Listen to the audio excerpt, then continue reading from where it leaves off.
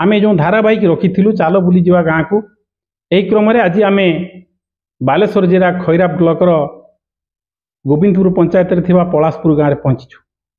एभली एक परिवार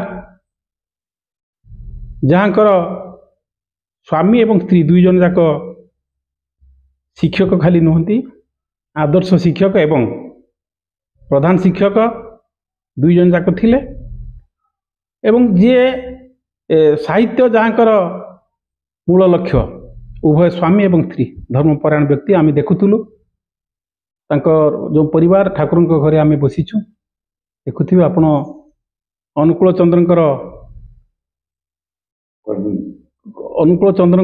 आदर्श अनुप्राणित हो दीक्षा ग्रहण कर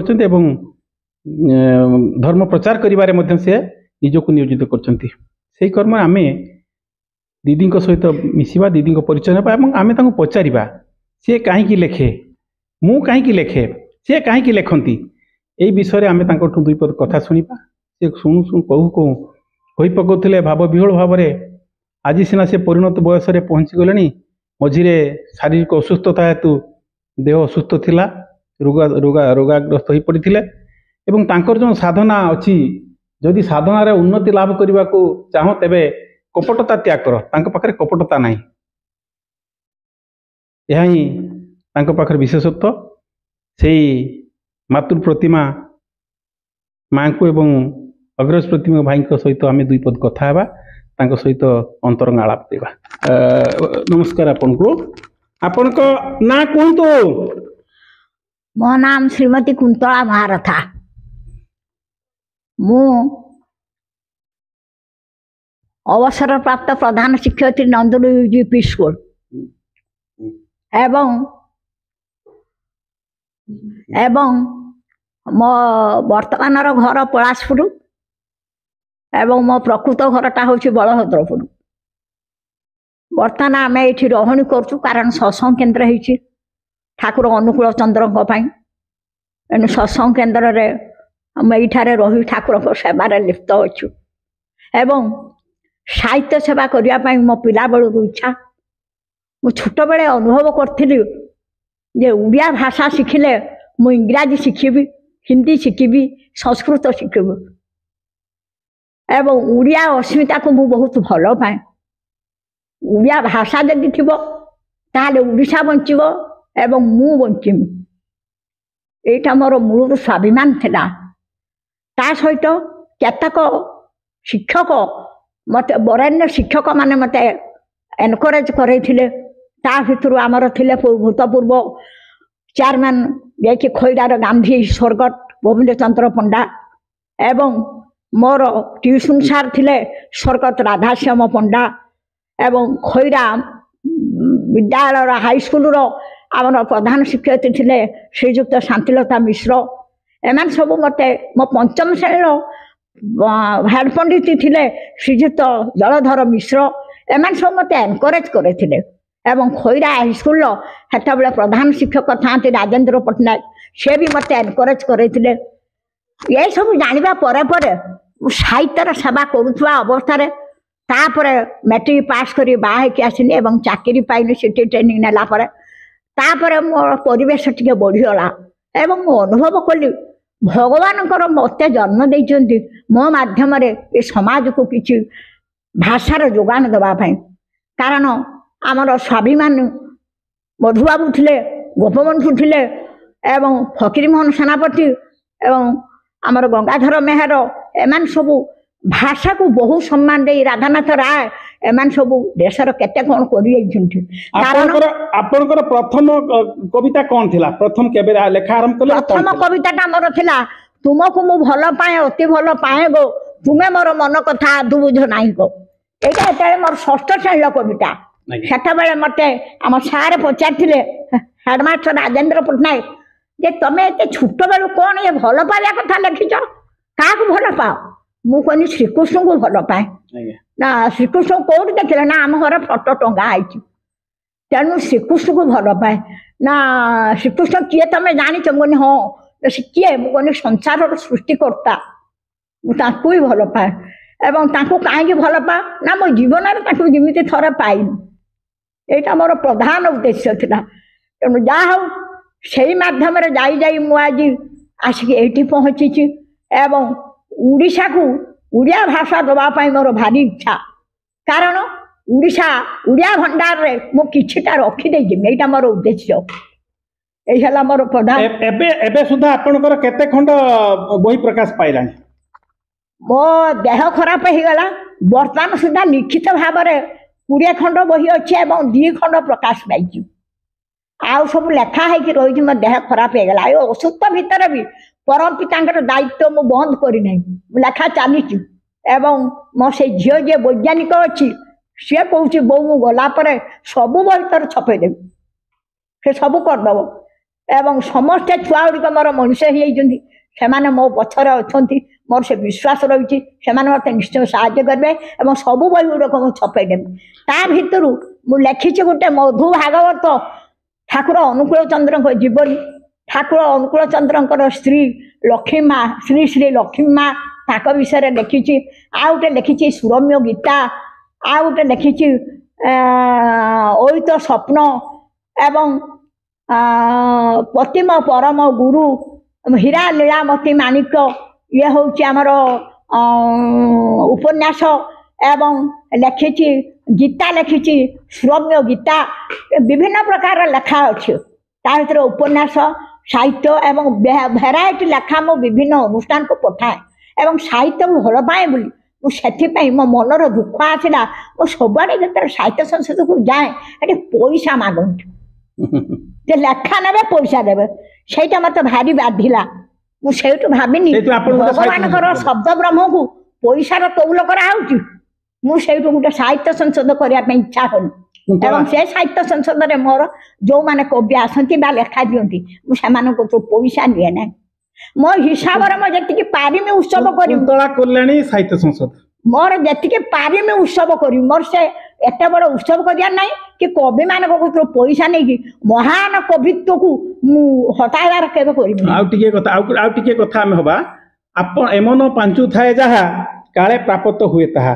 ଆପଣ ଶ୍ରୀକୃଷ୍ଣଙ୍କୁ ଛୋଟ ବେଳୁ ଷଷ୍ଠ ଶ୍ରେଣୀରୁ ଶ୍ରୀକୃଷ୍ଣଙ୍କୁ ଭଲ ପାଉଥିଲେ ଏବଂ ପରବର୍ତ୍ତୀ ସମୟରେ ଆପଣ ଏମିତି ଜଣେ ପୁରୁଷଙ୍କର ହାତ ଧରିଲେ ସିଏ ବି ଦେବ ପ୍ରତିମ ଲୋକ। ଆଜ୍ଞା, ଏଭଳି ଜଣେ ଲୋକର ହାତ ଧରିଲେ ସିଏ ବି ମଧ୍ୟ ଦେବ ପ୍ରତିମ ଭାଇ ଆମର। ତାଙ୍କ ବିଷୟରେ ମୁଁ କହୁଛି, ସେ ବହୁତ ଗୁରୁତ୍ୱପୂର୍ଣ୍ଣ କଥା। ଆଜ୍ଞା, ମୋର ଏତେବେଳେ ମୁଁ ପିଲାବେଳେ ବାହା ହେବାକୁ ଇଚ୍ଛା କରିନଥିଲି। ମୋର ଉଦ୍ଦେଶ୍ୟ ମୁଁ ଶ୍ରୀକୃଷ୍ଣଙ୍କୁ ଲାଭ କରିବି, ତାଙ୍କୁ କେମିତି ଦେଖିବି, ଈଶ୍ୱର କୋଉଠି ଅଛନ୍ତି, ଏ ବିଭିନ୍ନ ପ୍ରଶ୍ନ ମୋ ମନର। ତେଣୁ ମୁଁ ବାହା ହେଇତେ ମନା କରୁଥିଲି। କିନ୍ତୁ ଯେତେବେଳେ ଲଗ୍ନ ଧରା ହେଲା, କଥା ମାନିଲେନି, ବାହାଘର କରେଇଲେ, ସେ ଲଗ୍ନ ଧରା ସମୟରେ ତା ପୂର୍ବରୁ ମୋତେ ସ୍ୱପ୍ନ ହୁଏ ମୁଁ ଯୋଉଠି କହିମି ତୁ ବାହା ହବୁ, ମୁଁ ସେଠୁ ଭାବେ ଶ୍ରୀକୃଷ୍ଣ ମୋତେ କହୁଛନ୍ତି। ଆଜ୍ଞା, ତେଣୁ ଯେତେବେଳେ ଲଗ୍ନ ଧରା ହେଲା, ବାହାଘର କଥା କହିଲେ ତୁ ଏଇଠୁ ବାହା ହବୁ। ମୁଁ କହିଲି ପ୍ରଭୁ ମୋତେ ମନା କରୁଥିଲ ବାହା ହେଇତେ, ପୁଣି ଏଇଠୁ ବାହା ହେଇତେ କହିଲେ ନା। ନା ସିଏ ତୋର ଉପଯୁକ୍ତ ବର, ତୁ ତାକୁ ଧରିଲେ ମୋତେ ପାଇବୁ। ମୁଁ କହିଲି ଆଚ୍ଛା ଠିକ ଅଛି। ସେଠୁ ଦେଖିଲା ବେଳକୁ ମୁଁ ଦେଖୁଛି ଦୀପଟା ଲିଭି ଯାଉଛି ଲଗ୍ନ ଧରାର। ଠାକୁର ନିର୍ଦ୍ଦେଶ ଦଉଛନ୍ତି ତୁ ଜୁରୁନ୍ଦା ସାଧୁଙ୍କ କତିକି ଯିବୁ, ଆଶୀର୍ବାଦ ନେଇକି ଆସିକି ବାହା ହବୁ। ମୁଁ ଅବିବାହିତା ସମୟରେ ଲଗ୍ନ ଧରା ସରିଲାନି, ପଳେଇନି ଜୁରୁନ୍ଦା ଏକିଟିଆ, ଘରେ କନ୍ଦା ବୋବଳା ଚାଲିଛି, ଝିଅ ଗଲା କୁଆଡେ। କିନ୍ତୁ ମୁଁ ଜୁରୁନ୍ଦା ରଘୁନାଥ ବାବା ପାଖକୁ ଯାଇଥିଲି। ରଘୁନାଥ ବାବା ନଥିଲେ, ସୋମନାଥ ବାବା ମୋତେ ଆଶୀର୍ବାଦ କଲେ, କହିଲେ ମା ତୋ ହାତର ରେଖା ଅଛି, ତୋ ଶ୍ୱଶୁର କତିକି ଗଲେ ତୁ ସେଇଠୁ ପାଇଯିବୁ ରାସ୍ତା, ତୋର ଶ୍ରୀକୃଷ୍ଣଙ୍କୁ ପାଇବୁ ତ। ମୁଁ ହଁ, ନା ତାଙ୍କୁ ପାଇବୁ। ୟା କହି ମୋତେ ପଠେଇଦେଲେ ଏବଂ କହିଲେ ଯୋଉ ଘରକୁ ଯାଉଛୁ ବର୍ତ୍ତମାନ ସିଏ ତୋର ଉପଯୁକ୍ତ ଶ୍ୱଶୁର ଘର ଏବଂ ସିଏ ଉପଯୁକ୍ତ ବର ଏବଂ ସିଏ ତୋତେ ରାସ୍ତା ଦେଖେଇଦେବେ। ଆଉ ମୁଁ ବାହା ହେଇକି ଆସିଲା ପରେ ବହୁତ ଦୁଃଖ କଷ୍ଟ ଆଙ୍କ ଘରେ, କିନ୍ତୁ ମୁଁ ସବୁ ସହିନି। ଚାକିରି କରିକି ଟଙ୍କାଟେ ପଇସା ଜମା ରଖିପାରିଲିନି, ମୋ ଶ୍ୱଶୁରଙ୍କ ସେବାରେ ସବୁ ଦେଇଦେଲି। ଇଏ ମୋତେ ବିରକ୍ତ ହଉଛି, ଦରମା ପାଇକି ଆଇଲୁ ପଇସା କାଇଁ, ଘର ଖର୍ଚ୍ଚ କରିଦେଇଛି। ପିତା ମାତା ଠାରୁ ବଡ ଦେବତା କେ ସରଗ ରାଇଜ ଅଛି। ମୋ ବାପାଙ୍କୁ ବହୁତ ଭଲ ପାଏ, ମାଆଙ୍କୁ ବହୁତ ଭଲ ପାଏ, ତେଣୁ ତାଙ୍କୁ ହିଁ ସବୁ ଦେଇଦେଲି। ଆଉ କିଛି ରଖିପାରିଲିନି, ମୋ ଜୀବନରେ ମୁଁ କିଛି ରଖିପାରିଲିନି। ଏଇଠି ଗୋଟେ କଥା ଅଛି, ଶ୍ରଦ୍ଧା ଓ ବିଶ୍ୱାସ। ଶ୍ରଦ୍ଧା ଓ ବିଶ୍ୱାସ ଦୁଇ ଭାଇ, ଗୋଟିଏ ଆସିଲେ ଅନ୍ୟଟି ଆସେ। ଆପଣଙ୍କର ଶ୍ରଦ୍ଧା ଥିଲା विश्वास थिला सेइथमे आपण जणे देवतुल्य भाई को पाइले କିନ୍ତୁ ଏତିକି ମୋର ଆନନ୍ଦ ମୁଁ ଚାକିରି କଲା ଠାରୁ ଏପର୍ଯ୍ୟନ୍ତ ସାହିତ୍ୟ ସଭାକୁ ଯିମି କି ସଂଘକୁ ଯିମି ଆମ ପ୍ରାଇମେରୀ ସଂଘର ପ୍ରେସିଡେଣ୍ଟ ଥିନି ଭାଇସ୍ ପ୍ରେସିଡେଣ୍ଟ ଏବଂ ସବୁ ଦାୟିତ୍ୱକୁ ସେ ମୋତେ କେବେ ମନା କରନ୍ତିନି ନା ତମେ ଯାଅ ମୋତେ ପୁରା ଶ୍ରୀକୃଷ୍ଣ କହିଛନ୍ତି ଇଏ ତୋର ଉପଯୁକ୍ତ ବର ମୁଁ ସେଇଠୁ ଆଇଲି ଆଉ ବର୍ତ୍ତମାନ ଶ୍ରୀକୃଷ୍ଣକୁ ମୁଁ ପାଇଯାଇଛି जहा करिले अस्तित्व को रक्षा करिवे ताही पुण्य आपण जहा करिसंती अस्तित्व रक्षा होईची आपण पुण्यता प्राप्त होईची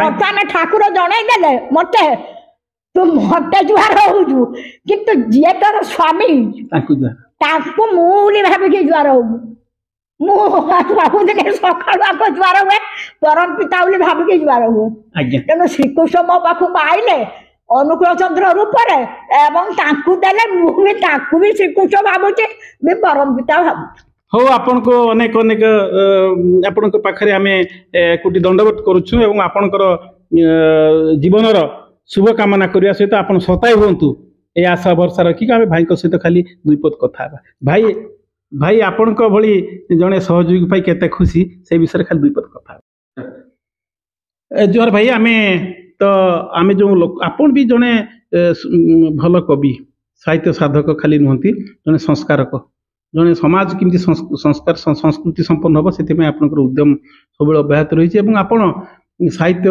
को जो माने साहित्य अनुरागी से भल पाती जो माने धर्म पिपासु लोक तांको भल पाती ये आपनकर विशेषत्व एबे तो गोटे कथा कहबी आपण जने दीदी परी जने भल चिंता चेतनार मनीष को आपण सहधर्मी रूपे पाइचंती आपण दीदी को पाया पर केते खुशी अछंती कहबे अशेष धन्यवाद आपण मन को आमे बनमल्ली सदृश उभय स्वामी स्त्री जेते प्रकार गुण गारिमा आम पाखरे जहाँ थिले भी आमे आम पाखरे से शोइंग नेचर बा देखे हेबा गुण किछि नाही आमे काहरी कोमना आमे एते खंड बही लेखिलुनी बा पुस्तक रचना करिछु विभिन्न आडू सारा ओडिशा विभिन्न सांस्कृतिक अनुष्ठान विभिन्न साहित्य अनुष्ठान विभिन्न महोत्सव विभिन्न कर्म क्षेत्र विभिन्न संगठन क्षेत्र विभिन्न शिक्षानुष्ठान क्षेत्र उभय मध्य शताधिक उपाधि आम मानपत्र पाइचु भूषित आज आपण मैंने आसी ए प्रकार आम मान मनर कथार आम प्रकाश करिया सुयोग प्रदान कर अशेष अशेष आपन को धन्यवाद विशेषकर ये जो लेखा लेखी लेखा यहाँ मोर जन्मगत अभ्यास छोट छुआ भी 6 वर्ष 7 वर्ष मुझे कलाकार शिशु कलाकार एपर्यंत विभिन्न नाटक माध्यम मु अभिनय करिछि विभिन्न सीडी फिल्म ये अभिनय करिछि आ चैनल अभिनय करिछि आ लेखा लेखि मोर नारी मान गोटे कविता विजयिनी अमृत स्वप्न गोटे कविता पुस्तक आउ मनुष्यर प्रत्येक कर्म कौन हवा उचित जीवन धारा किपरि हवा उचित बंचिवा बढ़िबाटा सार्थकता कोठु आसीबो किभली मनुष्य माने उत्तम मनुष्य मध्यम मनुष्य अधम मनुष्य यारी उपरे सुंदर भाव कर्म संयोग गोटे पुस्तक रचना कराई तापरे प्रबंध भई बंचिबार पथ जीवन हाथ ये प्रबंध मध्य गोटे पुस्तक बाहर आउ मो सहधर्मिणी कुंतला किछि क्षण पूर्व जो निजर मनर कथा सब प्रकाश कले प्रकृति मनर कथा आउ अनेक कथा भीतर रही से प्रकाश समय अभाव जा हो लेखा लेखी यहाँ हूँ सहज कथा नुहे मनुष्य स्थिर भाव निजक निरीक्षण करे ये समाज को ये पृथ्वी को मु आसी किछि देवी कौन दबो ଏବଂ କ'ଣ ନେବୁ ଇହଲୋକ ଏବଂ ପରଲୋକ। ଏହି ଲୋକ ଅବସ୍ଥାରେ ଆମେ ଥିବା ସମୟରେ ଆମେ କ'ଣ କଲେ ପରଲୋକରେ ଆମେ ଶାନ୍ତି ପାଇବା। ଆମେ ଏଠି ଏଇ ଯେଉଁ ଘରଟା ହେଇଛି ଏଠି ଘର କଲେ ବ୍ୟାଙ୍କ ବାଲାନ୍ସ ରହିଛି, ଛୁଆ ପିଲାଙ୍କୁ ଜନ୍ମ ଦେଲେ, ଛୁଆ ପିଲାଙ୍କୁ ମଣିଷ କଲେ, ଏଇଟା ଇହଲୋକର କାମ ଥିଲା। କିନ୍ତୁ ଏମାନେ କେହି ସାଙ୍ଗରେ ଯିବେ ନାହିଁ। ମୋ ସାଙ୍ଗରେ ଯିବେ ଗୋଟେ ସାହିତ୍ୟ ଅନୁଷ୍ଠାନ କଣ୍ଟ୍ରା କଲ୍ୟାଣୀ ସାହିତ୍ୟ ସଂସଦ, ସ୍ୱାଗତିକା ସେବା ସଂଘ, ପୂଜ୍ୟ ପୂଜା ସଂସଦ ବୁଢ଼ାଡ଼ିଆ, ବିଭିନ୍ନ ଅନୁଷ୍ଠାନ 4ଟା ଅନୁଷ୍ଠାନ ଗଠନ କରୁଛି। ଏହିସବୁ ସାଙ୍ଗ ମୁଁ ଭାବୁଛି ମୋ ସାଙ୍ଗରେ ଏଇମାନେ ଯିବେ। ଦିନ ଦୁଃଖୀ ଦରିଦ୍ରଙ୍କୁ ନେଇ କିଛି ଲୋକଙ୍କୁ ନେଇ ତାଙ୍କୁ ନେଇକି ସେବା ଦେବା, କ୍ୟାନ୍ସର ରୋଗୀମାନଙ୍କୁ ତାଙ୍କୁ ନେଇକି ଆର୍ଥିକ ସହଯୋଗ କରିବା, ଏମିତି ବହୁ କ୍ଷେତ୍ରରେ ଚାଲିଛି। ଜୀବନ ଅଛି ତ ଏ ମାୟାକୁ ଯିଏ ବିସର୍ଜନ କରିବ ସେ ପ୍ରକୃତ ମଣିଷ। ମାୟା ଜଡ଼ିତ ମନୁଷ୍ୟ ନୁହେଁ। ହଉ ସାର୍, ଆଉ ଟିକେ ଆଉ ଖାଲି ଆମେ ତ ସମୟ ପୁଣି ଆପଣଙ୍କ ସହିତ କେବେ ମିଶିବା, ଆମେ କହିବା ଭଲ କଥା। ଆପଣଙ୍କୁ ବହୁତ ଭଲ ପାଏ, ଆପଣ ମଣିଷ, ଆପଣ ଏତେ ଭଲ ପାଉଥିବା ସାହିତ୍ୟ ଅନୁରାଗୀ ମାନେ ଭଲ ପାଉଥିବା ଏବଂ କଳା ସଂସ୍କୃତି ପ୍ରତି ଆପଣଙ୍କ ଏତେ ଅନୁରାଗ ଅଛି, ନିଶ୍ଚିତ ଭାବରେ ଆପଣଙ୍କର ପାଦ ଧୂଳି ମୁଣ୍ଡରେ ମାରିବାକୁ ଇଚ୍ଛା ହୁଏ। ସାର୍ ଗୋଟେ କଥା, ଏଇ ସମାଜ ବର୍ତ୍ତମାନର ଯେଉଁ ତଥାକଥିତ ସାହିତ୍ୟିକମାନଙ୍କ ପାଇଁ କ'ଣ ଟିକେ ସଂକ୍ଷେପରେ ବାର୍ତ୍ତା ରଖିବେ? ବର୍ତ୍ତମାନ ସମାଜରେ ଯାହା ଦେଖାଯାଏ, ଆପଣଙ୍କ ପ୍ରତ୍ୟେକ ସଂସ୍ଥାରେ ଈର୍ଷାଳୁ ଲୋକ ଅନେକ। ଆଜ୍ଞା। ଈର୍ଷା, ହିଂସା, ଦ୍ୱେଷ, ରାଗ, ତମ, କାମ, କ୍ରୋଧ, ଲୋଭ, ମୋହ, ମାୟା, ମଦ, ମାତ୍ସର୍ଯ୍ୟ, ଷଡ଼ରିପୁ। এই ଷଡ଼ରିପୁକୁ ଯିଏ ତ୍ୟାଗ କରୁଥିବ ପ୍ରକୃତିରେ ସେ ଲେଖକ।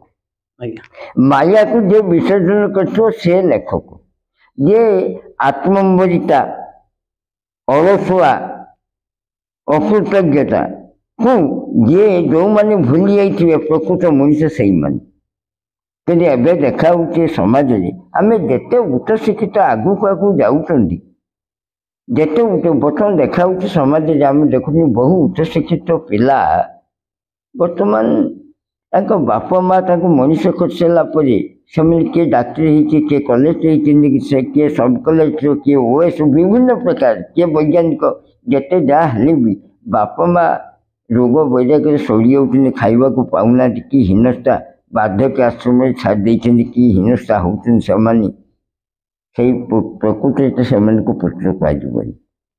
ତେଣୁ ସେଇମାନେ ଯେଉଁ ଦୁଃଖ କଷ୍ଟ ଆଣେ, ପୁଅ ବହୁ ଆରାମରେ ବୟସ ରହିଛି, ନିଜ ସ୍ତ୍ରୀକୁ ବିବାହ କରିସାରିଲା ପରେ ଛୁଆ ପିଲାଙ୍କୁ ଧରି ସେ ଆରାମ ହେଇଛି, ବାପ ମା ଆଣି ପଚି ସଢ଼ି ଯାଉଛନ୍ତି, ଦିନ ଦରିଦ୍ର କାଙ୍ଗାଳ ରକମ ଖାଇବାକୁ ପାଉନାହାନ୍ତି।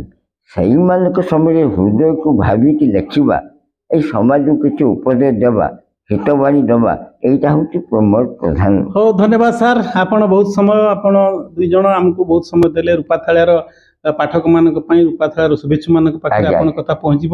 ଆପଣ ବି ରୂପାଥାଳିଆର ଜଣେ ଶୁଭେଚ୍ଛୁ ଏବଂ ରୂପାଥାଳିଆ ପାଇଁ ଲେଖା ଦିଅନ୍ତି। ଆପଣଙ୍କର କଲମ ଜୀବନର ଶେଷ ନିଶ୍ୱାସ ଥିବା ପର୍ଯ୍ୟନ୍ତ ଏମିତି ଚାଲୁଥାଉ ଏବଂ ଆପଣ ସତାଇ ହୁଅନ୍ତୁ। ଦୁଇ ଜଣଙ୍କର ଯୁଗଳ ମୂର୍ତ୍ତି ଆମେ ଏମିତି ଦେଖୁଥାଉ, ଏ ଆଶା ଭରସା ରଖି ସେଇ ପରମ ପିତାଙ୍କ ପାଖରେ ଅନେକ ଅନେକ ଆପଣଙ୍କର କୁଶଳ କାମନା କରି ରହୁଛୁ। ଧନ୍ୟବାଦ, ଅଶେଷ ଧନ୍ୟବାଦ।